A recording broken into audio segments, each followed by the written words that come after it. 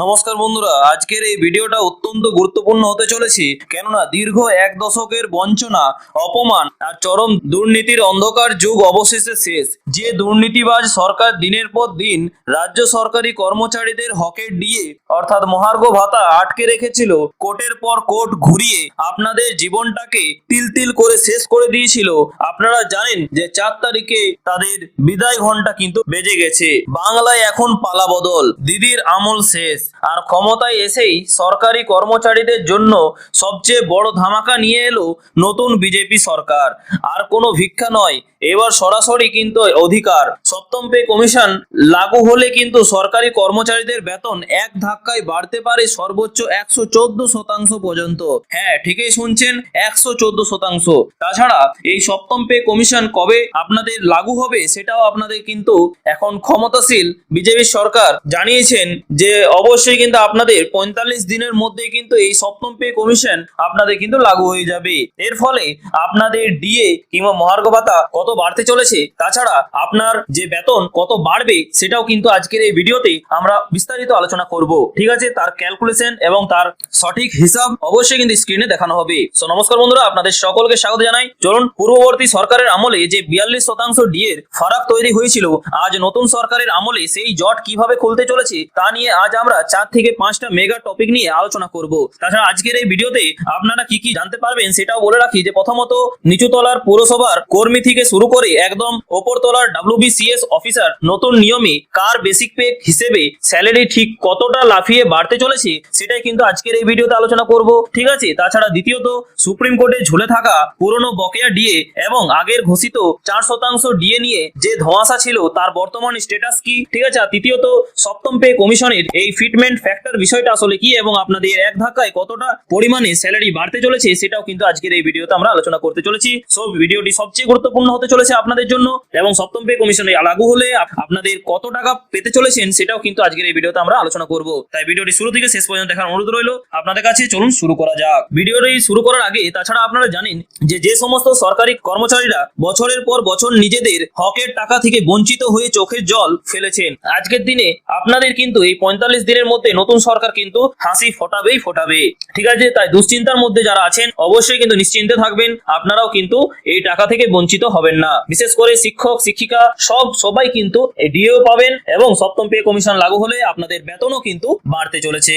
এবার আমরা মূল আলোচনায় চলে আসি। আপনারা স্ক্রিনে দেখতেই পাচ্ছেন আজকে যে আপডেট উঠে এসেছে সেটা হচ্ছে WBDA আপডেট। সপ্তম পে কমিশন না বকেয়া ডিএ, রাজ্য সরকারি কর্মীদের বেতন বৃদ্ধির সম্পূর্ণ হিসাব। ঠিক আছে, এখানে কি বলা হয়েছে দেখুন, রাজ্যে সদ্য সমাপ্ত নির্বাচনের ফলাফলের পর নবান্ন থেকে শুরু করে জেলার প্রতিটি সরকারি অফিসে এখন একটাই চর্চা যে সপ্তম পে কমিশন নাকি বকেয়া ডিএ। দেখুন, নির্বাচনের আগে কেন্দ্রীয় সরকারের শীর্ষ নেতৃত্ব প্রতিশ্রুতি দিয়েছিলেন যে রাজ্যে নতুন সরকার ক্ষমতায় আসার 45 দিনের মধ্যে সপ্তম বেতন কমিশন গঠন করা হবে। ফলে রাজ্য সরকারি কর্মচারীরা এখন নতুন আশায় বুক বাঁধছেন এবং ফিটমেন্ট ফ্যাক্টর ধরে নিজেদের সম্ভাব্য বর্ধিত বেতনের অঙ্ক কষতে শুরু করেছেন। এরপর চলে আসি যে আর আপনি সপ্তম পে কমিশন লাগু হলে আপনি কত টাকা পেতে চলেছেন সেটা তো জানাবোই। তার আগে আরেকটা কথা বলে রাখি, সেটা হচ্ছে যে সুপ্রিম কোর্টের ডিএ মামলার বর্তমান পরিস্থিতি এখন কোন জায়গায়। দেখুন, আপনারা স্ক্রিনে দেখতেই পাচ্ছেন যেটা উঠে এসছে, খবরের মাধ্যম থেকে উঠে আসছে এবং বিভিন্ন সূত্র থেকে খবর অনুযায়ী বকেয়া ডিএ নিয়ে রাজ্য সরকারি কর্মচারীদের দীর্ঘদিন ধরে আইনি লড়াই চলছে। গত ফেব্রুয়ারি মাসে সুপ্রিম কোর্ট এক ঐতিহাসিক রায়ে জানিয়েছিল যে ডিএ কোনো দয়ার দান নয়, বরং এটি কর্মীদের আইনসঙ্গত অধিকার।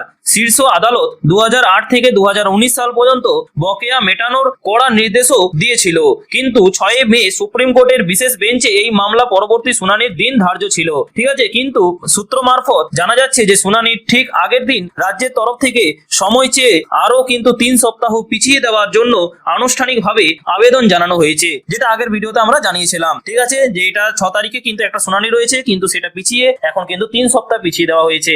এরপর আপনারা স্ক্রিনে দেখতে পাচ্ছেন যে সপ্তম পে কমিশন এবং ফিটমেন্ট ফ্যাক্টর কি। দেখুন, সপ্তম পে কমিশন কার্যকর হলে সরকারি কর্মচারীদের বেতন এক ধাক্কায় অনেকটাই বৃদ্ধি পাবে। এই বেতন বৃদ্ধির হিসেবের জন্য ফিটমেন্ট ফ্যাক্টর ব্যবহার করা হয়, ঠিক আছে। আর এটি মূলত একটি গুণক বা মাল্টিপ্লায়ার, যার সাহায্যে খুব সহজেই সমস্ত স্তরের কর্মচারীদের নতুন বেতনের কাঠামো তৈরি করা সম্ভব। সর্বভারতীয় মূল্য সূচকের ওপর ভিত্তি করে এই গুণক নির্ধারণ করা হবে। পুরনো সরকার মানে বিদায়ী সরকার আপনারা জানেন যে কতটা কম পরিমাণে কিন্তু ডিএ দিতেন। অষ্টম বেতন কমিশন কিন্তু লাগু ছিল। পরবর্তীতে কিন্তু দেখা যায় এখন কিন্তু যেহেতু সরকার পালাবদল খেয়েছে এবং বিজেপি সরকার এখানে আসার কারণে কেন্দ্রের সাথে যেহেতু হাত রয়েছে, এই কারণে এই রাজ্যে সপ্তম বেতন কমিশন কিন্তু লাগু হতে চলেছে। আপনারা বুঝতে পারছেন যে কতটা খুশির দিন কিন্তু, ঠিক আছে। আবার আগামী 45 দিনের মধ্যেই কিন্তু এটা লাগু হয়ে যাবে। আর অবশ্যই কিন্তু এই রিলেটেড কিছু আপডেট এলে অবশ্যই কিন্তু এই চ্যানেলের মাধ্যমে কিন্তু জানিয়ে দেওয়া হবে। তাছাড়া স্ক্রিনে দেখতে পাচ্ছেন যে বেতন গণনার সহজ নিয়মটা কি। আসলে দেখুন, বর্তমান বেসিক পে এর সঙ্গে নির্দিষ্ট ফিটমেন্ট ফ্যাক্টর যেমন 2.57, ঠিক আছে। আগের যে ভিডিওটা আমরা করেছিলাম বা 1.67 রাখা হয়েছিল, এই কারণটা হচ্ছে সেটা হচ্ছে অনেক জিনিস সেখানে কিন্তু বাদ দিয়ে সেই ক্যালকুলেশনটা করা হয়েছে। কিন্তু আজকের অফিসিয়াল আপডেট অনুসারে সেটা হচ্ছে 2.57 দিয়ে গুণ করে নতুন বেসিক পে নির্ধারণ করা হয়। দেখুন, উদাহরণস্বরূপ ধরা যাক যে কোনো কর্মীর বর্তমান বেসিক পে 10,000 টাকা। সপ্তম পে কমিশনে যদি 2.57 ফিটমেন্ট ফ্যাক্টর ধরা হয়, তবে নতুন বেসিক পে হবে 10,000 ইন্টু 2.57, অর্থাৎ ইকুয়াল টু হবে 25,700 টাকা। বুঝতেই পারছেন আপনারা বাড়িতেই কিন্তু এইভাবে ক্যালকুলেশন করে নিতে পারবেন আপনার বেসিক পে হিসেবে। আর তাছাড়া আপনারা জানেন যে বেতন বৃদ্ধির একটি সম্ভাব্য হিসাব, যেটা আপনাদের যে চার্ট বক্সটা দেখানো হয়েছে সেটা আপনার স্ক্রিনে দেখতেই পাচ্ছেন। যদি আপনার বর্তমান বেসিক পে 10,000 টাকা যদি হয়ে থাকে, তাহলে ফিটমেন্ট ফ্যাক্টর 2.57 দিয়ে যদি গুণ করেন, তাহলে আপনারা দেখতে পাবেন আনুমানিক নতুন বেসিক পে আপনার দাঁড়ায় 25,700 টাকা। সেইভাবে 15,000 টাকা যদি আপনার বেসিক পে হয়, তাহলে ফিটমেন্ট ফ্যাক্টর 2.57 এর দিয়ে গুণ করলে কিন্তু আপনারা দেখতে পাবেন 38,550 টাকা।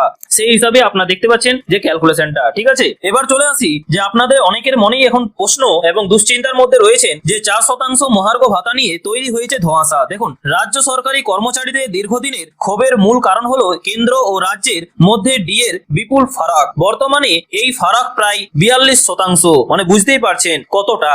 চলতি বছরের শুরুতে রাজ্যের পেশ করা অন্তর্বর্তী বাজেটে 1 এপ্রিল থেকে 4% ডিএ বৃদ্ধির কথা ঘোষণা করা হয়েছিল, কিন্তু এর জন্য এখনো কোনো আনুষ্ঠানিক নির্দেশিকা বা অর্ডার জারি হয়নি। মানে কতটা দেরি হচ্ছে আপনারা সেটা বুঝতেই পারছেন। এখন সবচেয়ে বড় প্রশ্ন হলো যে রাজ্যের নতুন সরকার কি পূর্ব ঘোষিত এই 4% ডিএ কার্যকর করবে, নাকি একেবারে কেন্দ্রীয় হারে নতুন করে মহার্ঘ ভাতা বা সপ্তম পে কমিশন ঘোষণা করবে। দেখুন, আমার মতে 4% ডিএ এবং যতটা ডিএ আপনারা পাবেন সেটা কিন্তু অবশ্যই কিন্তু আপনার যেহেতু এটা পাওনা, ঠিক আছে, কোনো দান বা ভিক্ষে নয়, ঠিক আছে। এই কারণে কিন্তু আপনি এই টাকা নিশ্চিত ভাবে পাবেন এবং আপনাদের বেতনও কিন্তু সপ্তম পে কমিশন কিন্তু লাগু হবে। এই নিয়ে কোনো দুশ্চিন্তা করবেন না, আপনারা অবশ্যই কিন্তু পাবেন। তাছাড়া আমাদের কর্মচারী সংগঠনগুলোর প্রতিক্রিয়া ও প্রত্যাশা কি রয়েছে সেটা একটু আপনাদের সাথে শেয়ার করি। দেখুন, রাজ্য সরকারি কর্মচারী পরিষদের বক্তব্য অনুযায়ী দীর্ঘদিনের বঞ্চনার পর নতুন সরকার তাদের দেওয়া প্রতিশ্রুতি দ্রুত বাস্তবায়ন করবে বলেই কর্মীদের দৃঢ় বিশ্বাস। অন্যদিকে কনফেডারেশনের সাধারণ সম্পাদক জানান যে এর আগে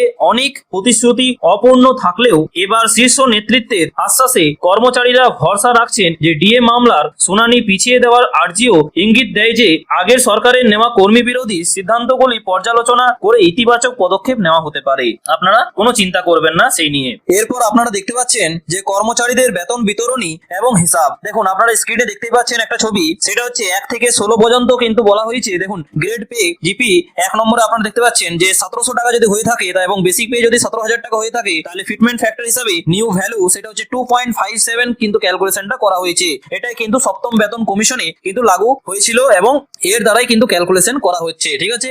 এবং সপ্তম পে কমিশন যদি হয়ে থাকে, তাহলে আপনার 2.57 দ্বারা গুণ করলেই কিন্তু আপনি দেখতে পাবেন টোটাল আপনার টাকা দাঁড়াচ্ছে 43,690 টাকা, ঠিক আছে। তারপরে দেখতে পাচ্ছেন 2 নম্বরটা, ঠিক আছে। 2 নম্বরটা আপনার যদি গ্রেড পে 1800 টাকা হয়ে থাকে এবং বেসিক পে 17,600 টাকা হয়ে থাকে এবং তার ফিটমেন্ট ফ্যাক্টর যদি 2.57 দিয়ে যদি গুণ করেন, তাহলে আপনার দাঁড়াবে 45,232 টাকা। এবং এর মধ্যে আপনার বেসিক পে কত সেটা অবশ্যই কিন্তু কমেন্ট বক্সে জানাতে ভুলবেন না এবং আপনার বেসিক পে হিসেবে মিলিয়ে নিন যে আপনার কত দাঁড়াচ্ছে। তারপর এটা দেখতে পাচ্ছেন যে যদি গ্রেড পে 3 নম্বরটা হচ্ছে গ্রেড পে যদি 2100 টাকা হয়ে থাকে এবং বেসিক পে আপনার যদি 18,800 টাকা হয়ে থাকে, তাহলে আপনার ফিটমেন্ট ফ্যাক্টর অনুযায়ী 2.57 দিয়ে গুণ করলে আপনার দাঁড়াবে 48,316 টাকা। তারপরে 4 নম্বরটা আপনারা দেখতে পাচ্ছেন 2300 টাকা যদি জিপি হয়ে থাকে, তাহলে বেসিক পে আপনার যদি 19,700 টাকা হয়ে থাকে তাহলে ফিটমেন্ট ফ্যাক্টর 2.57 দিয়ে যদি গুণ করেন তাহলে আপনার দাঁড়াবে 50,629 টাকা। এরপরে 5 নম্বরে আপনারা দেখতে পাচ্ছেন যদি 2600 টাকা গ্রেড পে হয়ে থাকে এবং বেসিক পে যদি 21,000 হয়ে থাকে তাহলে ফিটমেন্ট ফ্যাক্টর 2.57 দিয়ে যদি আপনি গুণ করেন তাহলে আপনার দাঁড়াবে আপনার মানে টোটাল টাকার পরিমাণ দাঁড়াবে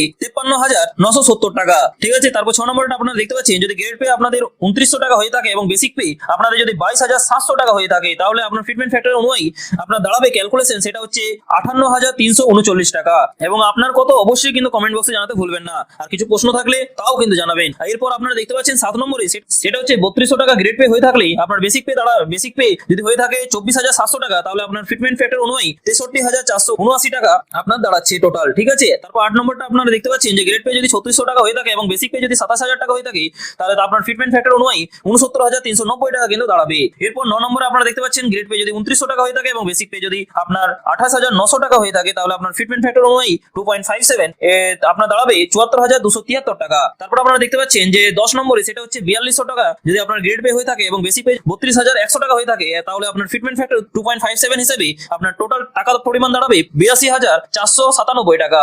এরপরে আপনারা 11 নম্বর দেখতে পাচ্ছেন সেটা হচ্ছে মূল বেতন যদি আপনাদের 33,400 টাকা হয়ে থাকে তাহলে আপনার মাল্টিপ্লাই করবেন 2.57। ঠিক আছে, আপনার যে ফিটমেন্ট ফ্যাক্টর তা কিন্তু দাঁড়াবে 85,838 টাকা। তারপর 12 নম্বরে আপনারা দেখতে পাচ্ছেন সেটা হচ্ছে 35,800 টাকা যদি আপনার মূল বেতন হয়ে থাকে তাহলে ফিটমেন্ট ফ্যাক্টর অনুযায়ী মানে গুণ করবেন 2.57 দ্বারা তাহলে আপনার বেতন দাঁড়াবে 92,006 টাকা। ঠিক আছে, আপনার জিপি যদি গ্রেড পে যদি আপনার 4600 টাকা হয়ে থাকে তো। ঠিক আছে, আর 13 নম্বর আপনারা দেখতে পাচ্ছেন 37,100 টাকা যদি আপনার মূল বেতন হয়ে থাকে তাহলে ফিটমেন্ট ফ্যাক্টর অনুযায়ী আপনার পরিমাণ মানে টাকার পরিমাণ দাঁড়াবে 95,347 টাকা। আর গ্রেড পে হিসেবে আপনারা দেখতে পাচ্ছেন 4700 টাকা। ঠিক আছে, আর 14 নম্বর আপনারা দেখতে পাচ্ছেন যে মূল বেতন যদি 39,900 টাকা হয়ে থাকে তাহলে ফিটমেন্ট ফ্যাক্টর অনুযায়ী 1,02,543 টাকা হচ্ছে। ঠিক আছে, টোটাল বেতন আপনার দাঁড়াবে এতটাই। ঠিক আছে, এরপর দেখতে পাচ্ছেন 15 নম্বর সেটা হচ্ছে 42,600 টাকা যদি আপনার মূল বেতন হয়ে থাকে তাহলে আপনার ফিটমেন্ট ফ্যাক্টর অনুযায়ী 2.57 দ্বারা যদি গুণ করেন তাহলে আপনার বেতন দাঁড়াবে 1,09,482 টাকা। আর গ্রেড পে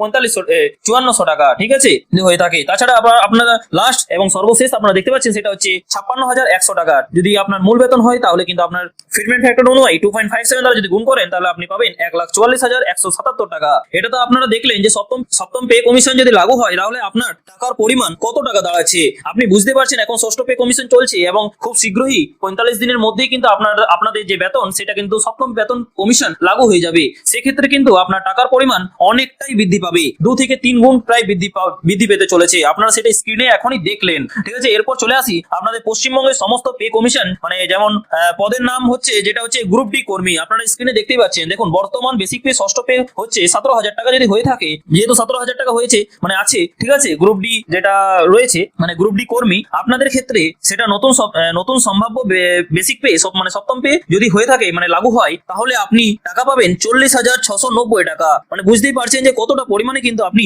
এই সপ্তম পে কমিশনে টাকা পেতে চলেছেন। ঠিক আছে, তাছাড়া তারপরে পদের নাম হচ্ছে যে ঠিক আছে পঞ্চায়েত সহায়ক আপনি যদি থাকেন তাহলে কিন্তু আপনার বর্তমান বেসিক পে 19,700 টাকা। ঠিক আছে, ষষ্ঠ পে কমিশনে। কিন্তু যদি সপ্তম পে কমিশন লাগু হয়ে যায় তাহলে আপনার বেতন প্রায় আকাশ ছোঁয়া কিন্তু আপনার দাঁড়িয়ে যাবে মানে 50,629 টাকা। তারপরে চলে আসি তারপরে পদের নামটা হচ্ছে যে গ্রুপ সি ক্লার্ক এবং কনস্টেবল। ঠিক আছে, মানে পুলিশ কনস্টেবল যেটা আছে সেটা যদি আপনার বেসিক পে হয়ে থাকে 22,700 টাকা তাহলে সেটা সপ্তম পে কমিশনে আপনার বেতন প্রায় দাঁড়াবে 58,339 টাকা। মানে বুঝতেই পারছেন কতটা পরিমাণে আপনার এই টাকা দাঁড়াচ্ছে। তারপরে আপনারা পদের নাম দেখতে পাচ্ছেন স্টাফ নার্স। ঠিক আছে, বর্তমান বেসিক পে যদি 28,900 টাকা হয়ে থাকে তাহলে আপনার সপ্তম বেতন কমিশনে আপনার টাকা মানে সপ্তম পে কমিশন যদি লাগু হয় তাহলে আপনি কত টাকা পাবেন 74,270 টাকা। মানে বুঝতেই পারছেন কতটা পরিমাণে প্রায় দ্বিগুণের চেয়েও বেশি। এরপর চলে আসি তারপরের অংশে সেটা হচ্ছে পদের নাম হচ্ছে পুলিশ সাব ইন্সপেক্টর এসআই। ঠিক আছে, বর্তমান বেসিক পে যদি 32,100 টাকা হয়ে থাকে তাহলে আপনার নতুন সম্ভাব্য সপ্তম পে কমিশন যদি লাগু হয় মানে 45 দিনের মধ্যে লাগু হবে কেন্দ্র সরকারের আন্ডারে। ঠিক আছে, এবং আমাদের রাজ্য সরকারও কিন্তু হতে চলেছে সপ্তম পে কমিশন। সেক্ষেত্রে আপনার বেতন দাঁড়াবে 82,497 টাকা। এরপর আপনারা দেখতে পাচ্ছেন যে উচ্চ মাধ্যমিক শিক্ষক যারা রয়েছেন পদের নাম ঠিক আছে অনার্স এবং পিজি তাদের জন্য কিন্তু যারা এখন বর্তমান মানে বেসিক পে পাচ্ছেন 42,600 টাকা তাদের ক্ষেত্রে কিন্তু নতুন সম্ভাব্য বেতন মানে সপ্তম পে কমিশন যখন লাগু হয়ে হয়ে যাবে তখন কিন্তু আপনারা পেতে চলেছেন 1,09,482 টাকা। মানে বুঝতেই পারছেন যে কতটা পরিমাণে কিন্তু আপনারা এই টাকা বৃদ্ধি হচ্ছে, প্রায় ডবলের চেয়ে কিন্তু বেশি, আপনারা স্ক্রিনে দেখতেই পাচ্ছেন সেটা। এরপর চলে আসি লাস্ট অংশে, সেটা হচ্ছে WBCS অফিসার গ্রুপ এ, ঠিক আছে, পদের নাম। আপনি যদি এই সব পদের মধ্যে এই 7টা যে পদ আমরা নিয়েছি আজকে, সেই পদের মধ্যে যদি আপনি হয়ে থাকেন তাহলে আপনি অবশ্যই এই ভিডিওর মাধ্যমে জানতে পারলেন যে আপনার বেসিক পে মানে সপ্তম পে কমিশন লাগু হওয়ার পর কতটা পরিমাণে বৃদ্ধি পাচ্ছে, সেটা আপনারা স্ক্রিনে অলরেডি দেখছেন। আপনি কোন পদে কাজ করেন সেটা অবশ্যই কিন্তু কমেন্ট বক্সে লিখে জানাতে ভুলবেন না, ঠিক আছে। আমি যথাযথ তার পরিমাণ এবং আপনি কত পেতে চলেছেন সেটা কিন্তু অবশ্যই কমেন্ট বক্সে জানাতে জানিয়ে দেবো। এবং আপনি যদি নিজেও চাইলে কিন্তু ক্যালকুলেশন করতে পারবেন, যেটা আগে কিছুক্ষণ আগে কিন্তু বলা হলো ক্যালকুলেশনটা, ঠিক আছে। বর্তমান বেসিক পে যদি যেটা বললাম যে WBCS অফিসার গ্রুপে যদি বর্তমান বেসিক পে যদি ষষ্ঠ পে কমিশনে যদি আপনি 56,100 টাকা পেয়ে থাকেন, তাহলে নতুন পে কমিশন যখন লাগু হবে মানে সপ্তম পে কমিশন, তখন কিন্তু আপনার এই বেতন দাঁড়াবে 1,44,177 টাকা। মানে বুঝতেই পারছেন কতটা পরিমাণ আপনারা টাকা পেতে চলেছেন, ঠিক আছে। এই ছিল আপনাদের সমস্ত ক্যালকুলেশন এবং বিস্তারিত তথ্য। আশা করছি আজকের এই ইনফরমেশনটা এবং অনেকেই উপকৃত হয়েছেন, এবং উপকৃত হয়ে থাকলে অবশ্যই আপনাদের সহকর্মী এবং আপনাদের পরিজনের সাথে অবশ্যই শেয়ার করবেন, যাতে ওনারাও এই ইনফরমেশনটা পেয়ে উপকৃত হয় এবং কোনো ভুল তথ্য থেকে বাঁচতে পারে, ঠিক আছে। আর ঠিক আছে, আজকে এই পর্যন্তই। এবং আপনারা যদি চ্যানেলে নতুন হয়ে থাকেন তো অবশ্যই কিন্তু চ্যানেলটিকে সাবস্ক্রাইব করে পাশের বেল আইকনটি প্রেস করে রাখবেন, যাতে ডিএ সংক্রান্ত এবং পেনশন সংক্রান্ত কোনো আপডেট মিস যাতে না হয়, ঠিক আছে। আজকে এই পর্যন্তই, দেখা হচ্ছে পরের ভিডিওতে নতুন কোনো আপডেট নিয়ে। থ্যাংক ইউ, পাশে থাকবেন, সুস্থ থাকবেন, ধন্যবাদ।